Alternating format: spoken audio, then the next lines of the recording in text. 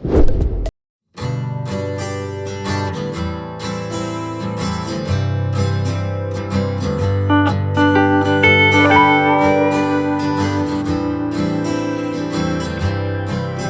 उम्मीद है आप लोग सब खैरियत से, मैं बिल्कुल ठीक हूँ और मुझे उम्मीद है कि आप लोग सर्दियाँ एंजॉय कर रहे हैं। तो सर्दियों को लेके मैंने सोचा आपको फ़िश की कढ़ाई दिखाऊं। फ़िश कढ़ाई मैंने कोई बाहर के मसाले नहीं इस्तेमाल किए, everything from A to Z मैंने स्क्रैच से बनाई है, आपको दिखाया है।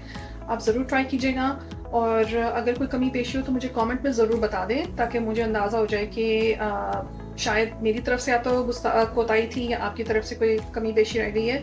तो नोबडी इज़ परफेक्ट, गलती हो जाती है, कोई मसला नहीं, जब तक गलती नहीं होगी पता नहीं चलेगा।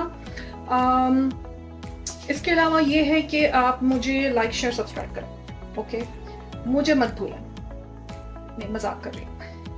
कोशिश करके लाइक शेयर सब्सक्राइब कर लें। अगर रेसिपी अच्छी नहीं भी लग रही तो भी आप बता दें कि रेसिपी नहीं, फ्लॉप है रेसिपी, तो भी मुझे अच्छा लगेगा कि भाई किसी ने मेरी रेसिपी तो देखी। तो बस आपके सपोर्ट की ज़रूरत है और let's start without due delay. Let's begin. अच्छा जी, सबसे पहले